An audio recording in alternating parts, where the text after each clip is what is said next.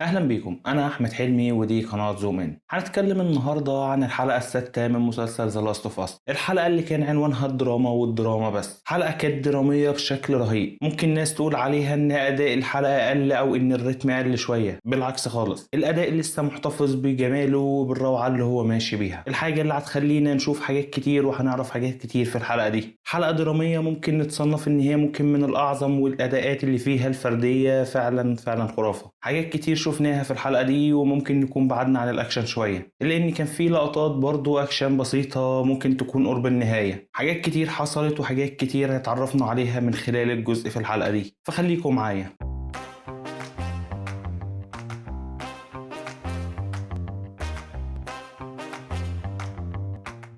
وهنبدأ النهاردة بممكن تحية كبيرة أو ممكن كمان إشادة بطاقم العمل، وهم أكتر اتنين وهم البطلين الرئيسيين معانا في العمل.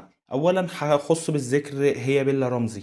بيلا رمزي اللي اتعرضت لهجوم كبير قبل المسلسل ما ينزل، واللي كان في حواليها آراء كتيرة سلبية. كان في كتير متوقع فشلها، وإن كله بيقول إن هي مش هتأدي بدور إلي بشكل جيد، وإن هي حتى مش شبهها. بالعكس خالص يا جماعة، الموضوع كان بصراحة في قمة الروعة والجمال اللي احنا ممكن نشوفه. حاجة كانت جميلة جدا واحنا بنشوف أدائها من أول حلقة لحد الحلقة الموجودة دلوقتي في الحلقة السادسة. هي بتأدي بنفس الأداء وبنفس الجمال. حقيقي قدمت شخصية إيلي بشكل روعة وممكن كمان أكتر بكتير.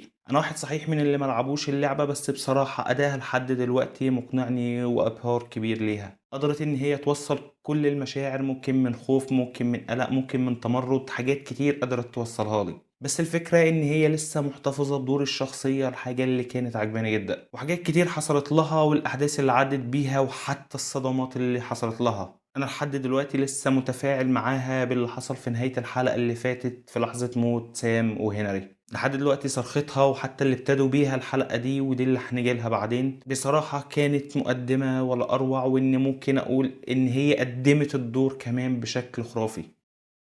بيدرو باسكال اللي أظن اللي كله كان متفائل بدوره من أول ما بدأ، من أول ما تم إعلانه إن هو اللي هيكون مؤدي شخصية جول، إن كله كان فعلا مستني منه الأداء الكبير. ومخيبش ظننا في أي حلقة من الحلقات دي، وعلى مدار الست حلقات هو بس بيعلى. ممكن الحلقة السادسة تكون انفرادة كبيرة لأن فيها كمية مشاعر بشكل رهيب. الشخص اللي كنا بنشوفه دايما بنتكلم عليه ان هو قوي وان هو ما بيتهزمش، هو دلوقتي مهزوم تقريبا. ومش مهزوم انه خسر حاجة، لا، ده لانه هو بقى ضعيف او لا ممكن لجوانب الضعف اللي جواه. بصراحة كانت حاجات كتير حصلت وحاجات كتير انا ممكن اتكلم عليها، بس الاتنين ادوا اداء خرافة في المسلسل. ده اللي حبيت ابتدي بيه واقول عليهم واشيد بيهم في بداية الحلقة. ادائهم خرافة والاجواء كانت فعلا جميلة. ونيجي بقى لبداية حلقتنا النهاردة، وبداية الحلقة اللي بتورينا جزء صغير من اللي فات، أو ممكن يكون حلم أو كابوس لحد منهم هما الاتنين. حاجة اللي متأكدناش منها، بس اللي ممكن نكون قلنا إن هو ممكن تكون لجول أكتر شوية. حاجة دي هنوصل لها قدام وهنعرف إن هو بيحلم بكوابيس. والقفزة الزمنية اللي عملوها ممكن تكون حلوة وممكن تكون وحشة، بس أعتقد إن هي كانت مفيدة. ان احنا مش هنضطر ان احنا كل شوية نشوف انهم هيكونوا بيستخبوا من مصابين او ان هم بيحاولوا ينجوا من الناس، بس الفكرة ان هم قادرين انهم يكملوا رحلتهم. والحتة دي احنا بنكمل معاها على طول، ان هم بعد 3 شهور انهم قطعوا مسافة كبيرة وانهم خلاص قربوا يوصلوا، بس هم تاهم وهم مش عارفين بالظبط هم فين على الخريطة، وان اتجاههم هيتجهوا منين عشان يوصلوا للمدينة اللي فيها تومي. الحاجة اللي بيوصلهم لمنزل الناس العجائز او الناس الكبار دول. الحاجة اللي احنا هنكمل معاهم شوية في مشهد بصراحة ممكن اقول جميل، لان حتى لغة السخرية اللي كانت بينهم كانت جميلة جدا. يعني ممكن يكون من المشاهد الجميلة والخفيفة اللي حصلت في المسلسل. انا كنت مبسوط جدا وانا بتفرج عليها، وان دي حاجة كانت جميلة وهم حاطينها، سواء من تفاعلهم مع إيلي والكلام والطريقة اللي هي بتتكلم بيها، وحتى كلامهم مع جو، وان هما الاتنين بيوروهم ان هما في مكان ما، وان هما بيحددوا لهم على الخريطة المكان اللي هم عاوزين يوصلوا له، او موجود على مكان في الخريطة بس هم هيحتاجوا يعدوا بحر، وان هما بيسموه بحر الموت. بحر الموت هي دي حاجة خاصة بيهم، لان هما بيشوفوا جثث وبيشوفوا ناس مقتولة على الضفة التانية باستمرار. ده اللي مخلوهمش اساسا يتقدموا، وانهم يسيبوا البيت اللي هما فيه وخليهم فاضلين مكانهم. حاجة دي اللي ممكن ما تكونش قلقت إلي قوي، بس قلقت جول، لأنه عارف إن في خطورة وإن دول ممكن في الأغلب هيكونوا بشر، ولأنه عارف إن المنطقة، وإن إحنا كمان عارفين إن المنطقة دي فيها ناس خطرة كتير. حاجات كتير كانت بتحصل، بس اللي بعديها بنتصدم أو بنشوف جزء كمان من تعب جول. الحاجة اللي ممكن تكون قلقتنا شوية، والحاجة اللي بتقول إن جول تعب، وإن دي حق مؤشر خطر بالنسبة لإلي وبالنسبة لجول ذات نفسه. أول لقطة شفناها إن هو ماسك قلبه، إنه تقريبا دي حاجة عنده وإن هو ما كانش عارف يتنفس أو إن حاجة صايباه في صدره. الموقف اللي عديناه إن هم كملوا في طريقهم وإن هم بيوصلوا لحد بحيرة الموت أو نهر الموت اللي هم بيتكلموا عليه، وإنهم في طريقهم ما حصلش صعوبات وإن ما حصلش أي حاجة من اللي الناس الكبار قالوا عليها، وإن هم بيتكلموا في طريقهم شوية عن فكرة الصيد وإن هي عايزة تتعلم الرماية وإن جول لسه بيرفض الكلام ده. الحاجة اللي بنتخطاها للمشهد اللي بعده هي لحظة حصارهم، وإن في ناس هجمت عليهم وإن هو دلوقتي المفروض بيحمي إيلي، بس هو مش عارف يعمل حاجة لأنهم كتير عليه، واللي بنشوف إن معاهم كلب بيشم المصابين واللي بيعرف المصاب وبيهجم عليه. الحاجة اللي هتكون عاملة قلق كبير بالنسبة لإيلي أكتر من جول، لأن بسرعة جول هيخرج بره نطاق الشك، واللي هتبقى فاضلة إيلي واللي عشنا معاها ممكن ثواني من الشك وممكن كمان من الترقب. احنا مكناش عارفين ايه اللي هيحصل، كنا مستنيين هجوم عليها من قبل الكلب، إلا إن العكس هو اللي حصل، قدرت تعدي والكلب كمان لعب معاها، واللي بيقول لهم ان هو بيدور على اخوه وان هو اسمه جول، وان واحده من اللي موجوده معاهم في المكان هي مرات اخوه تومي. الحاجه اللي احنا هنعرفها قدام في الحلقه بس ان هي كمان بتاخدها معاهم للمعسكر، واللي شفنا بصراحه لقطه دراميه ولقطه جميله جدا في لحظه لقاء جول وتومي مع بعض. قد ايه المشاعر كانت هي اللي متمسكة بيهم وان هما الاتنين في لحظة اللقاء ما كانوش قادرين يتمالكوا نفسهم وان المشاعر كانت فعلا طاغية عليهم. حاجات كتير حصلت وشفنا المدينة اللي هما قاعدين فيها والنظام اللي هما ماشيين بيه، واللي كمان اتوضح لنا اكتر وان هما اكتر من 300 شخص موجودين جوه وعايشين بقالهم 7 سنين في المكان ده، ان المكان انشأ من قبل ناس قليلة وزادت مع الوقت لحد ما وصلوا لعدد 300 شخص، وان مفيش حاكم معين، بالعكس ده هما بيشتركوا مع بعض في الحكم، وان كمان ليهم مجلس استشارة اللي هو مكون من اعضاء البارزين او الناس اللي بتساهم بشكل كبير معاهم، ودي اللي منهم ماريا اللي هي مرات تومي. وان شفنا موقف جول منهم وان هو بيرقبهم بالشيوعيين اللي تقريبا هو في بينه وبينهم خلافات، وان تومي نفاله ده في الاول بس ماريا اكدته له. الحاجات دي اللي ممكن تكون بس بتقوله ان في حاجات اتغيرت في تومي وان في دلوقتي تغيرات حصلت وان الاجواء ما عادش زي الاول، وده اللي احنا هنشوفه بعدين في الكلام اللي حصل بين تومي وبين جول، واللي بنشوف ان إيلي كمان بتتعرف بالمكان وان هي كمان اسلوبها وطريقتها مش متعودين ومش دارجة بين الاطفال اللي موجودة. ده حتى اللي قالته ماريا في المشهد وهم بياكلوا ان مش كل الاطفال زيها وان هي لمحت ان هي ممكن تعلمهم الجرأة اللي هي فيها. حاجات كتير بس في اللقطة بتاعت إيلي اللي ممكن اقول ان هم بيقولوا لنا او بيورونا الفرق بينها وبين باقي الاطفال، ان في وقت حدوث ازمه إيلي هي اللي فعلا هتنجى وان باقي الاطفال دول مش هيقدروا يتصرفوا ولا ينجوا من اللي هيحصل بعد كده. في اي حاله ازمه الاطفال دي غالبا هتفقد، الا إيلي هي عندها سبل النجاه بالظبط زي جول لان هي اللي عدت معاه كل المسافه دي. حاجات كتير كل مره بيورونا الفرق بين جول وبين إيلي وبين كل اللي حواليهم في طريقه النجاه، وان كل حد بيحاول ينجى بطريقته بس اللي عنده فعاليه اكتر هو اللي بيقدر ينجى وبيكمل لوقت اكتر، واللي بنعرف ان المكان ده موجود وان محدش بيهجم عليه مع انه المفروض عايش فيه عدد ناس، الا انهم بيقولوا لنا الطريقه اللي هم ناجين بيها وان هم عارفين يحافظوا على المكان، وهي السريه بمنتهى البساطه ان هم مش بيتكلموا مع حد عن المكان ده وان هم حتى مش بيحتاجوا مساعده من اي حد بره المكان اللي هم فيه، وانهم كمان مش بيستخدموا اي اجهزه راديو ولا اي اجهزه اتصال عشان محدش يقدر يلقطهم ويجي لمكانهم. الحته دي اللي بتورينا هو ليه تومي بطل يتواصل مع جول من اول الحلقه الاولى، وان احنا شفنا ان هو فعلا فقد الاتصال بيه، ان جول كان بيحاول يوصل له كتير وان تومي ما كانش بيجي من ناحيته اي رد. اظن السبب دلوقتي بقى معروف هو ليه بقى موجود هنا وان ليه فقد الاتصال بيه، وان هو بقى موجود معاهم وان ده المكان اللي هو حاسس بانتماء ليه دلوقتي.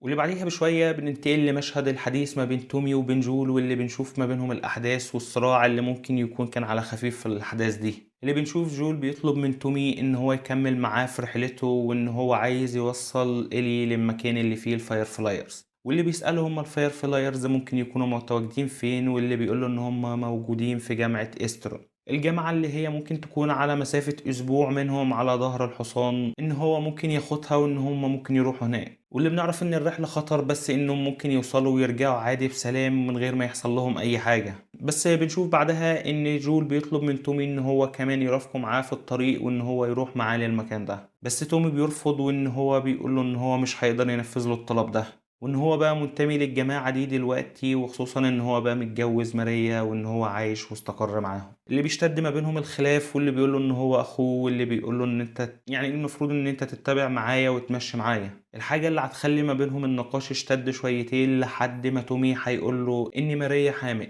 وإن هو هيصبح أب، وإن هو عليه إن هو ممكن يكون حذر دلوقتي وإنه ياخد باله من كل حاجة. اللقطة اللي هنشوف فيها سكوت جول وإن هو خلاص ما عندهوش أي سبيل تاني إنه يتكلم معاه، وبنشوف الحزن عليه. واللي بنروح للنقطة وممكن أشد نقطة في الكلام ما بينهم والنقاش ما بينهم، وهو اتهام تومي ليه انه ما كانوش بيقتلوا ناس زمان، بس انهم كانوا بيقتلوا الابرياء عن قصد وعن تعمد، وان هو مش بيلوموا على ده، وان ده كان طريق النجاة وقتها، بس هو مش قادر يتخطى المرحلة دي، وان هو خلاص عايز يعدي منها، وان هو عايز اي حاجة تغفر له اللي عمله في الماضي، وانه كان مع الجماعة اللي ممكن تأذي ناس بسهولة، وان هو كان متضايق من فكرة القتل الكتير اللي هم عملوه. الحاجة اللي بنشوف كمان ان جول بيتفاعل معاه، وان هو بيقول له ان ده كان السبيل الوحيد، وان ده الطريق الوحيد اللي هم كان ممكن يعدوا من خلاله. واللي بينتهي النقاش ما بينهم بان تومي بينهي له الفكرة، وان هو بيقول له ان مش معنى ان الحياة بالنسبة لك دلوقتي واقفة ان هي تقف للكل. وده اللي احنا اكيد ملاحظينه من اول الحلقات، ان جول مش عاطفي، وانه خلاص من بعد الحادثة اللي حصلت لبنته وموتها انه خلاص ما عادش عنده المشاعر قوي. ده اللي بان لنا من اول حلقة لحد دلوقتي. بس تعلقه دلوقتي بإيلي هو اللي نقطة تانية، وهنتكلم عليها اكتر كمان بس قدام شوية. واللي بنشوف في النص كده مشهد بين إيلي وبين ماريا، انه هي بتعرف كمان ان حكاية بنت جول، وان هي ماتت في اول الوباء، وان ده اللي مأثر على جول. ده الحاجة اللي هي استنتجتها ببديهية، ان هو دلوقتي بقى شكل منطقي هو ليه ما عادش بيتفاعل او ما عادش عاطفي زي الاول. واللي بعديها ماريا بتقرر ان هي تاخد إيلي لمكان مشاهدة الافلام او السينما.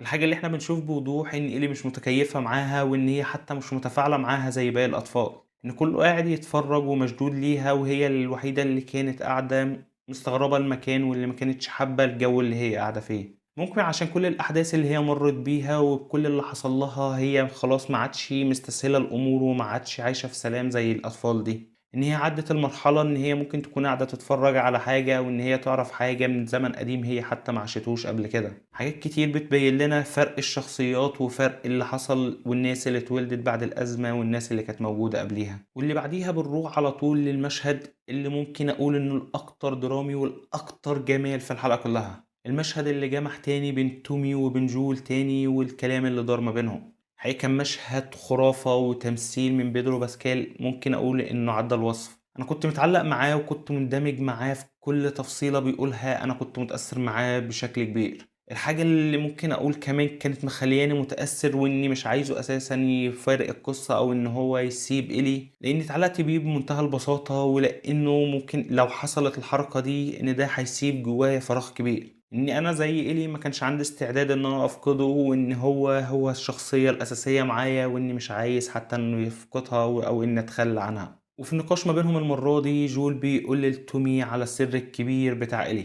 ان هي محصنة ضد المرض، وان هي طفراء، وان هي بمعنى اصح هي الامل اللي ممكن ينقذوا بيه البشرية. اظن المفاجأة دي اللي كانت كبيرة واللي اثرها باين على تومي، انه اول ما سمع ان هي مصابة بالوباء ان هو قلق، وكان بيفكر ان هو يروح بسرعة يحذر الناس، الا انه رجع في كلامه بمجرد ما قال له ان هي محصنة، وان الكلام ده عدى عليه شهور، وانه شافها بعينه وهي بتتعض، وان دلوقتي الدنيا لسه معاها تمام. اظن الحاجة دي اللي غيرت مفاهيم كتيرة، واللي ممكن تغير مفاهيم كتيرة لاي حد ممكن تتقال له المعلومة دي اساسا، ان هو بيطلب منه دلوقتي ان هو يحكي له القصة من الاول، وان ايه المطلوب منه، وان هو هيحتاج يعمل ايه. واللي بنشوف كمية مشاعر مش طبيعية. بيدرو باسكال وهو بيتكلم عن نقط ضعفه دلوقتي وخوفه، وانه حتى احلامه بقت حزينة، وان هو بيحس انه خسر حاجة. الحاجة دي اللي هي بنته، واللي واضح ان هو بيحلم بيها، وان هو بيغزلها انه ما قدرش يساعدها وما قدرش ينقذها في اول الازمة لحد دلوقتي. الحاجة اللي ممكن يكون بيعوضها مع إيلي دلوقتي، وان هو حتى مش حاسس بده،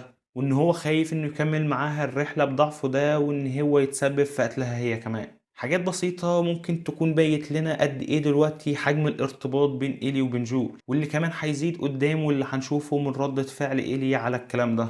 الحاجة اللي بنشوف ان هو خايف عليها، وانه عايز يسيبها لمجرد خوفه عليها، وان هو دلوقتي مش هيقدر يحميها زي الاول. مشهد خرافة بكل تفاصيله وبكل اللي عدى فيه. كل اللي اقدر اقول عليه ان هو احسن مشهد فعلا كان في حلقة النهاردة. حاجة اللي شدتني فيه واللي عجبتني هو قد ايه ان هو باين ان هو ضعيف دلوقتي. حاجة انا ما كنتش متصورها للشخص القوي واللي كان كله بيخاف منه، واللي احنا كنا متصورين ان هو هيبقى خارق، وانه هيبقى قادر انه ينقذها من كل المواقف. ان هو عارف دلوقتي الحجم الحاجة اللي هو فيها، وان هو خايف انه يفقدها، وان هو ما يقدرش ينقذها. إنه في الأول ما كانش مصدق إن هي ممكن تبقى الطفرة وإن هي ممكن تبقى العلاج، وإنه دلوقتي فعلا ماشي معاها على إن هي الأمل الأخير، وإنه بيطلب فعلا من تومي المرة دي إن هو ياخدها. وعلى عكس لقاهم الأولاني أو كلامهم الأولاني، تومي بيوافق إن هو المرة دي هو اللي هيوصلها وإن هو اللي هياخدها للمكان ده، وإن هو مع طلوع الفجر إن هو هياخدها ويتحركوا. بس هيطلب منه جول إن الموضوع ده يكون سر وإن هو حتى ما يقولش لماريا.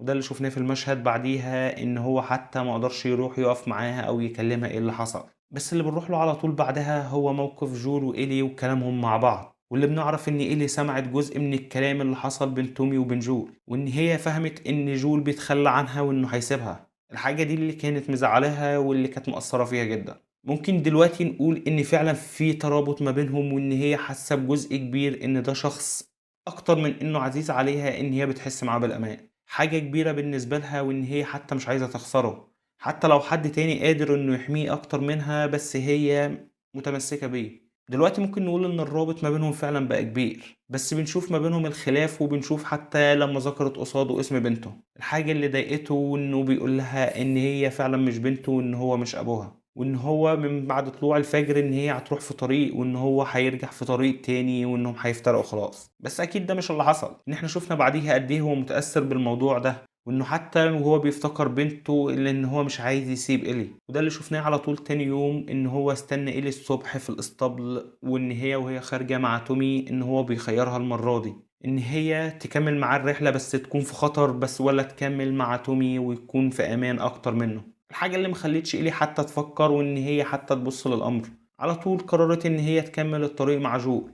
ده يبين لنا قد إيه ثقتها فيه وإن هي مش عايزة تتخلى عنه. واللي شفنا بعديها إن جول كمان وهو في الطريق وإن هما اتحركوا مع بعض، إن جول كمان بدأ دلوقتي إنه يعلمها فكرة إطلاق النار، وإن هو يعلمها الحاجات اللي هو كان مش بيرفض إنه يعلمها ليها في الأول. هو عارف دلوقتي إنه ضعيف وإنه هيحتاج مساعدتها، بس لازم يأمنها وإن هي لازم كمان تبقى عارفة حاجات أكتر. وعدوا وشفنا اللقطة دي بترابط ما بينهم، مع إنه كان بيعلمها إطلاق النار إلا إنه كان حاصل ترابط ما بينهم. ممكن كمان الضحك والهزار اللي كان ما بينهم والتنافسية اللي كانت مخلية أجواء كتيرة إن هو ممكن يكون أب وبنته وهو بيعلمها الحاجة دي. حاجات جميلة وحاجات بسيطة كانت ربطاني جدا بالحلقة، وكنت مبسوط جدا وانا بتفرج فعلا عليها. واللي بعديها بيكمل مشوارهم وبيكملوا الكلام، وان هو حتى بيقول لها حاجات عن ماضيه، وانه كان شغال بناء او مقاول، وان هو كان بيعمل شغله، وان هما الناس كانت بتحبه. الحاجة اللي شفنا مدى ترابطها ليه، وان هي حتى بتسند راسها عليه ان هي بتحبه هي كمان. مشاهد بسيطة فعلا يا جماعة، بس فعلا كانت بتفرق في كل تفصيلة وفي كل حاجة. وحتى المشاهد اللي كانوا بيورونا فيها مدى انتقالهم او تقدمهم، ما كانوش محتاجين يورينا طرق مختلفة او حاجات مختلفة، لا ده بالظل بس كانوا بيورينا قد ايه ان هما مثلا ريحوا في مكان، ركبوا تاني، مشوا تاني. حاجات كتير كانت بسيطة بس كانت بتوصل حاجات كتير. واللي بنشوف بعديها ان هما وصلوا للمدينة، وان المرة دي كمان مش بيلاقوا الفاير فلايرز، وان دي تاني مرة تحصل معاهم زي ما وصلوا اول مرة لمكان الفاير فلايرز ولقاهم كلهم مقتولين. المرة دي بيوصلوا بس بيلاقوا المدينة فاضية، وان مش حتى مش بيلاقوا الفاير فلايرز في مكانهم في الجامعة، بس بيلاقوا دليل ان هم انتقلوا من المكان وسابوه. الحاجة اللي شافوها من خلال الورق اللي كانوا سايبينها ان هم كانوا بيعدوا قايمة بالحاجات اللي هم هياخدوها معاهم. اعتقد ان ده حاجات بتسيب لنا تساؤلات، هما ليه سابوا المكان ده، وان المكان ده تقريبا ما عادش امن، او ان بقى فيه حاجات تانية. واللي بعديها بنشوف ان هما هيصطدموا جول وايلي، هيصطدموا بقطاع طرق، او نقولوا ان الناس النهابين اللي هما بيلفوا في الاماكن يسرقوا منها الحاجات. واللي بنشوف صراع ما بين جول وبين حد منهم، وان الصراع ده بينتهي ان جول بيقتل الشخص ده بس بيتصاب. بس اصابته المرة دي خطر على عكس كل مرة، بيتصاب فعلا بان هو بيدخل حاجة او بيضربه زي خشبة في بطنه، وان دي بتسبب له جرح كبير، وانهم بيهربوا بسرعة على ظهر الحصان، وان هم بيبعدوا عن المكان لحد ما بيفلتوا منهم. وبنيجي للمشهد الختامي في الحلقة، واللي كان بصراحة في قمة الرعب ممكن كمان للمشاهدين وكمان لإلي. الحاجة اللي شفناها ان جول وقع وان هو دلوقتي اغمى عليه. الحاجة اللي بتقول انه خلاص تقريبا بيموت او لا، اللي مش عارفين لحد دلوقتي ايه مصيره في الحلقة الجاية. وبنشوف ازاي رد فعل إلي، وان هي دلوقتي متأثرة وبتعيط، ان هي بتقول ان هي مش هتنجى ومش هتقدر تنجى من بعده. مشهد بصراحة كان رهيب، ومدى ارتباطها بيه وحتى في ادائها التمثيلي والدمعة اللي كانت هتنزل منها حاجة رهيبة. كلنا اعتقد اتشدينا وان احنا كمان زعلنا على اللي حصل في نهاية الحلقة، ومش عارفين ايه اللي هيحصل الحلقة الجاية، واللي اتمنى ان حد فعلا يسهر وينقذهم وان حاجة تحصل وان جول يرجع معانا. نهاية بصراحة صادمة في الاخر، وان الواحد ما كانش متوقع ان ده هيحصل، بس هي نتيجة طبيعية للضعف اللي كان جول بيقول عليه، وان هو دلوقتي فقد مهارته شوية، بس ده اللي مش عارفين هيبقى ايه رد فعله وايه تتبعاته على القصة معانا. وده اكيد عشان انا مش لاعب اللعبة فمعرفش ايه قصتها بالظبط وايه اللي هيحصل بعد كده. ده اللي بيخلي عندي فضول ان انا مستني ومترقب ايه اللي هيحصل الحلقة الجاية، واللي مصدوم بالنهاية اللي حصلت بيها الحلقة دي. بس بشكل عام الحلقة كانت فعلا خرافة، شفنا فيها كمية دراما وكمية مشاهد ممكن تكون من الأحلى الحاجات الدرامية اللي حصلت. وممكن كمان المشهد بتاع تومي وجول وهما بيتكلموا عن نقاط ضعف جول دلوقتي، ده أكتر مشهد فعلا كان مؤثر، وأكتر مشهد كمان شدني ليه. حاجات كتير حصلت وحاجات كتير عرفناها، وإن حتى إزاي هم وصلوا وفكرة إحساسهم بالذنب للي كانوا عاملينه الأول وإن هم موتوا ناس أبرياء. حلقة في المجمل كانت خرافة، وممكن كمان من احسن حلقات المسلسل، مع ان هي ما كانش فيها اكشن كتير ولقطات الاكشن كانت قليلة، بس بصراحة الدراما غطت ووفت في الحلقة دي بشكل كبير. وبكده نكون وصلنا لنهاية حلقتنا النهاردة. لو عجبتكم الحلقة ما تنسوش تشتركوا معانا وتدعمونا باللايك. اشوفكم الحلقة الجاية، سلام.